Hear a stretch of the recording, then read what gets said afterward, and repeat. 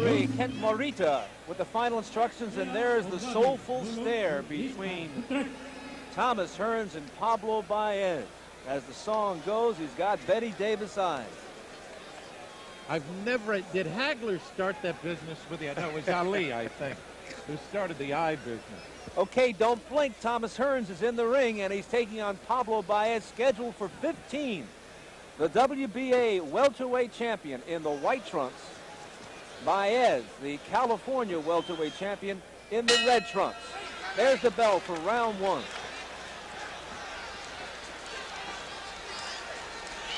Both fighters 6'1". So it's rare that Thomas Hearns is looking directly into the eye of his opponent and punching straight out instead of down.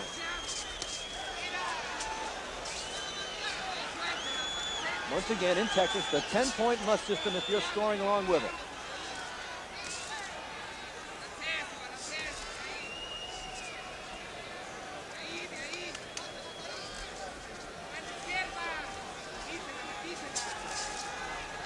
Hearns looked very well in the first round. He's moving good. He's using that jab. A hard jab is what he's using. So far, it's all jabs between these two. BAEZ with a left hook. The right was blocked by Hearns, who just walks away.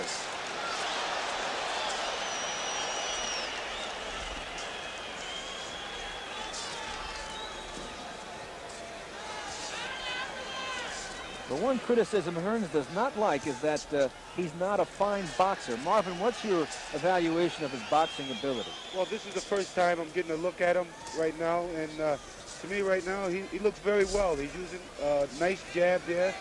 He looks like he wants to lay back and come with a right hand. That's where he wants to suck him in, pull him into him, and hit him with that right hand. You guys surprised that BAEZ is walking into him now? Coming right at him. The way I heard, looks like this guy is nothing. He walks into him with his hands down and everything. He's very confident about this guy. BAEZ with a low blow, warned by the referee about it. Hearns didn't like it at all. I don't know how you would like a low blow. Minute to go in the opening round. Both fighters a little tight, and now they start to open up as they exchange right hands.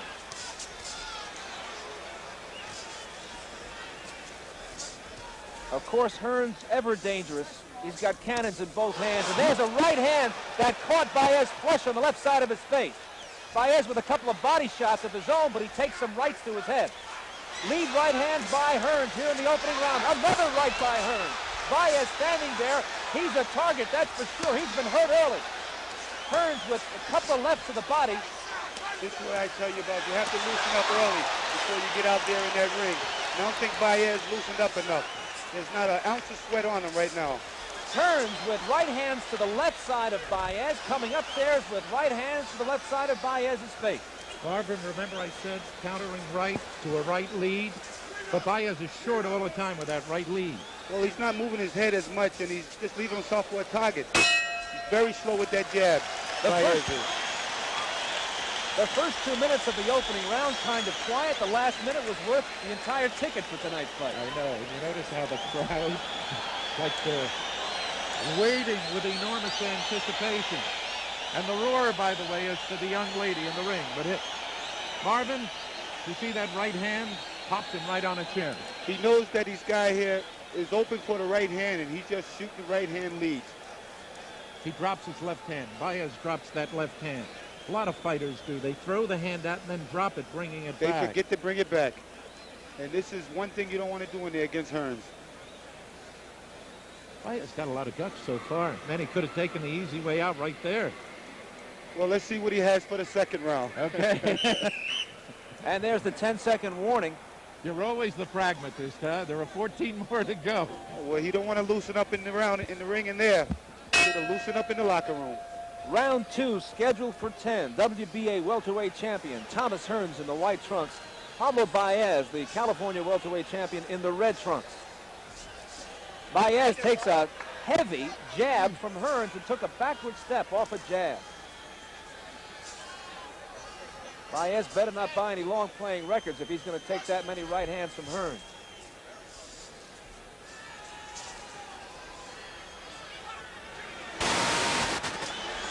with us at ringside, along with Bill Mazer and me, is Marvin Hagler, the undisputed middleweight champion of the world. Marvin, Baez has got to have more movement, otherwise he is going to get hit as if he was a statue. Well, right now you see Hearns starting to dance and move around. It's so that he's trying to save this guy a little bit. The way he was pumping him in the first round, he was hitting him with hard left hand. It's beautiful right crosses. But let's see if he continues that with the right hand lead. Baez also having difficulty reaching Hearns. Several of his punches here in the opening moments of the second round have been considerably short. Another right hand by Hearns, off a jab missed by Baez. Hearns with a combination, then goes downstairs, misses with the right hand. Right to the body by Hearns. Another right cross catches Baez in the left side of his face. I believe Baez is fighting him a little wronger. He should have more pressure on him. He's leaving himself open for them long right hands. Three right hands by Hearns. The tall man needs a lot of room. He's got to get in the inside of those long arms. Hearns can go to that right hand anytime he wants. Baez living dangerously here in Houston. This is the second round scheduled for 15. Every time that you see that, Bill, that he backs up, Hearns just leads in there with the straight right hand.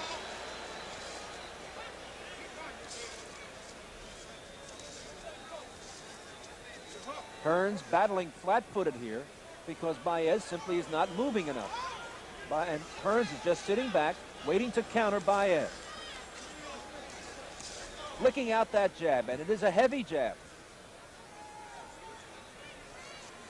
The area around Baez's left eye now is swollen and red. However, it is not cut. It is what you call a laceration.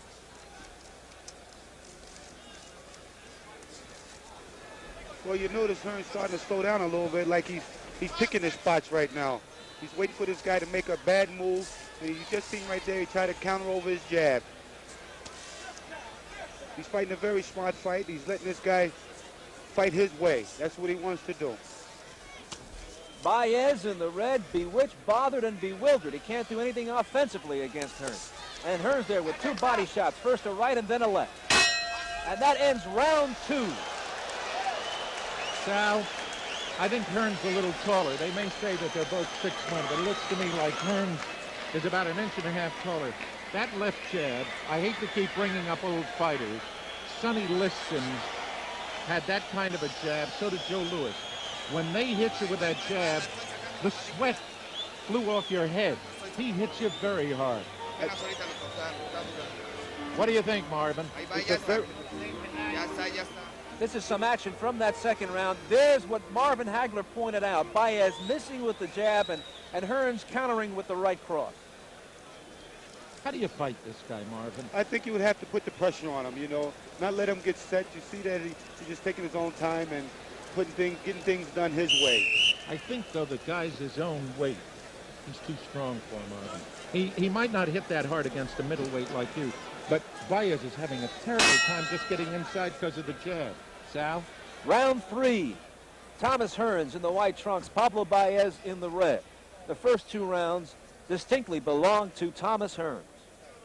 They score by the 10-point must system here in Texas, and Hearns comes out with some motion here in the third round, circling around Baez. Sal, that's the way you get rid of a left jab, is banging with the right to the side of the body, the way Sean O'Grady did with Hilmer Kenty. They must have noticed that in that fight, and that's what Baez is trying to do. But Hearns seems almost disdainful of it. Baez has to get in the inside. That's got to be his game plan. He's got to get in the inside, work the body. But by him being so tall himself, he's probably used to fighting shorter guys. Hearns working the jab against Baez.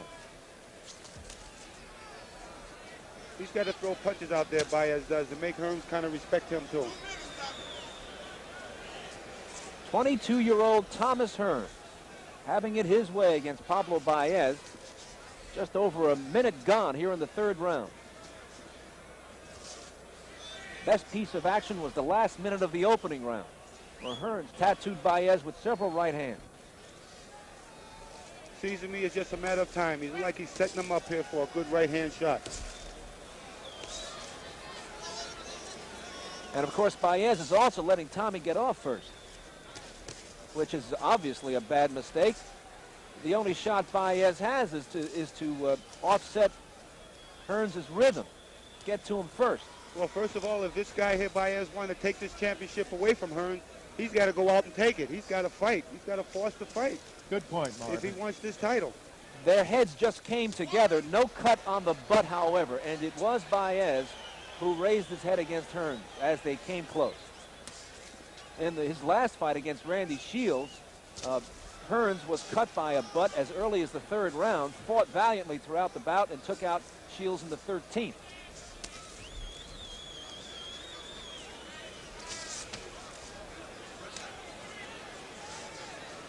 What I can't understand is why Baez just stopped and started looking at him and stopped punching when he had his man Hearns against the rope.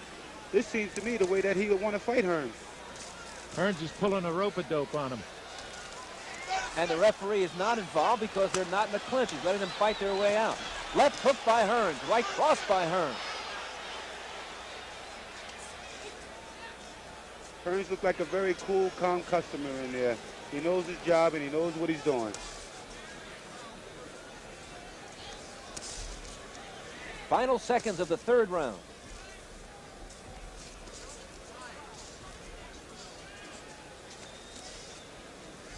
An easily forgettable 3 minutes here in the 3rd as Thomas Hearns goes back to his corner. Pablo Baez sits down on the stool and says to himself, I've got a problem.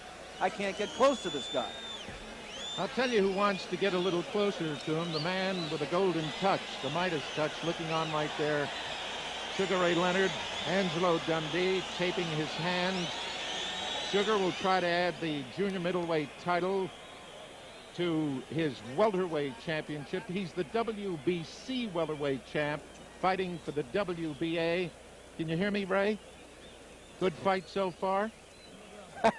That tells you. I mean, a man talks truth. Thank you. Marvin, you remember the guy that you fought, the big, tall Fulgencio Obel? Fully Obel. What did you do with him to cut down the size? Well, you have to work in the inside against these big guys.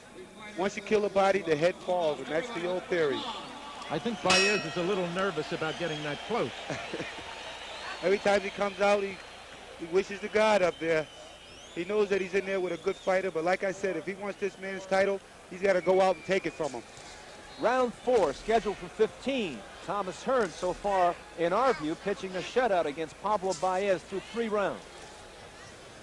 Sal, the only thing about time now is the longer Baez goes, the more confident he's going to get. Well, I believe that he's trying to loosen up in the ring, and I think that he would have gave that much a better look at himself if he loosened up in the inside the dressing room. A right-hand lead by Baez caught Hearns on the chin, his most effective punch, even though it certainly wasn't a damaging blow. Baez has one bad move in that he doesn't move his head. The area around Baez's left eye is really red now, and there's a trickle of blood coming from it as Hearns tags him with a left hook. For later rivals still to come, Sugar Ray Leonard against Ayub Kaluli. Hearns just looked like he let him get him a good hook there, and it didn't seem to bother him at all. He's wondering now, see what this guy got. If he's got no punch, Hearns is going to walk right through him. Another right hand by Hearns, and he continues to peck away at that sore left eye of Pablo Baez. There's a left-right combination by the Motor City Hitman.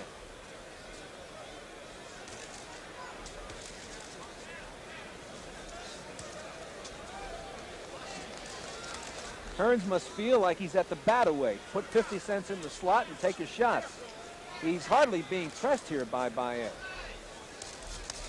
Big right hand by Hearns. Baez is hurt. He's in his own corner. And now Hearns is taking over. He caught him with a lead right. Baez is trying to cover up, but he's taking a lot of leather. He's flat-footed and bleary-eyed. And Hearns now battling him on the rope, going downstairs as well as upstairs. Right now, he doesn't know where he is right now, Baez. 40-odd seconds to go in the round. The right hand, Baez is out on his feet, and the referee stops the bout. Good night, sweet prince. Thomas Hearns wins his 32nd in a row. Like I said, it was just a matter of time. Sal is on his way into the ring to talk with the hitman, and I'm going to talk to the man that I regard as maybe, pound for pound, the best fighter in the ring today, Marvin Hagler. Give me your assessment of the fight, Marvin. He done everything his way. You know, it's just a matter of time before he caught this guy. Baez didn't do anything. He didn't bob and weave. He didn't move his head. He wasn't throwing enough punches, and it seems to me he really didn't want the title. Baez in the other corner is out, and we're just beginning to realize that. Is he still on the canvas? No, do they have him up? Do they have him up? He's okay. He's all right, I am told. You know, sometimes when, like you, I'm sitting and watching a fight, I wonder why I can't see. Everybody and his brother is in the ring. No, Baez is okay. All right, we're looking at Hearns. He's jumping up and down. To Hearns' credit, he went over to take a look at Baez. That's a mark of a champion and a good sportsman. All right, is Sal ready? Here's what took him out. Go ahead, Marvin. Left jab set him up. Well, this is what he was waiting for him to shoot that left jab out, and that's just what he did. He countered with the right hand. A perfect, good shot. It's just what you learn every day in the gym. He knew he had him hurt right there, and he just kept firing away at him. You notice the form? Beautiful notice form. How he steps forward with the left foot, and he comes over just like you'd hit a golf ball. Well, the one thing that you see a mark of a good fighter, he knows that he got him hurt, and he's planning on taking him out of there. They call that killer instinct. Beautiful instinct. You got to have it. You got to have that killer instinct in you, and that's just what he wants to do. He wants to end this and go home early. Tell you one thing about Baez. He tried to fight his way out of it, never tried to cover. Look at him. I think he made a mistake there. He should have almost covered up and moved forward to Hearns instead of still giving Hearns that punching room. Somebody had Baez convinced that he could hit him and hurt him with a punch. And I don't think he carries that kind of artillery. No, right here you can see that Baez was really hurt. And it was just a matter of time before the referee should have stepped in maybe a little bit quicker and stopped the fight. Here's the shot again. He hit him with a right hand and hurt him. And as Marvin just pointed out, just came in and bang, bang, under control. Right under here, control. He's just fighting off of instincts right now, BAEZ. He's just fighting off of instincts. What he should have did was move right to Hearns instead of giving him the punching room. I got to tell you something, Marvin. He hit Hearns a pretty good right hand. Beautiful, but he knew he's got nothing in his punches. Nah. Like I told you there, with the left hook, when Hearns felt the left hook, he realized that he had nothing. Let's go upstairs to Sal. Okay, Bill and Marvin, this is Sal Marciano in the ring with Thomas Hearns, the WBA welterweight champion who's just knocked out Pablo Baez in the 4th round. You took your time and you hit him with a lead right, and after that it was adios. Well, what I was working on an up and down movement, which I was trying to use the jab more, try to set him up for what I wanted to hit him with the straight right hand. And I knew after the 3rd round, I worked on that, and I knew after the 3rd round when I came in for the 4th, I knew that was going to be it. Because I see him falling for the jab, reaching for the jab, and more he reached, the more chances I have to get through with it. Manuel Stewart is with the ring on the right here and at the left of Thomas Hearns. Manuel, your view of the fight tonight? I was very satisfied with the fight. Thomas started off a little overexcited, and later on as the fight progressed, he adjusted and settled down. And actually the strategy for the most part was his own part. He actually laid out his own plan. After 2 rounds, he says, I know what to do. He said, the guy's not going for a single shot, so I want to dress him up. I said, go ahead, do your thing. And he did it. Like pushing a button almost. Well, he wasn't beautiful. I think he's settling down now. He's more seasoned. He's learning to slip on the inside as well as go back. He's controlling guys with his arms. I'm very satisfied. But the jab was a key. You got the guy to watching the jab, and then his right hand, he never saw it. Thomas Hearns' biggest fan is in the ring. Yeah, this is my mother. This is Lois Hearns. Yeah, hello, how are you? What'd you think? Great, this is great, fantastic. Of course, Tommy, in the locker room is a very interested observer, perhaps the most interested man in this whole Houston Astrodome, and that's Sugar Ray Leonard. You got a message for him? Well, I wish Ray all the success in the world. I wish him well here tonight. I hope that he wins this fight. I'm all for Ray, all the way. Well, you certainly gave boxing fans a treat here. We're going to show you your knockout again, Thomas, so you can look at it in slow motion. Here we are in the last minute of that round. Mostly I was just working on the jab. So basically I want to stop using the left hand a little bit more, which using the jab and trying to hook off the jab. And that way I set him up with the body.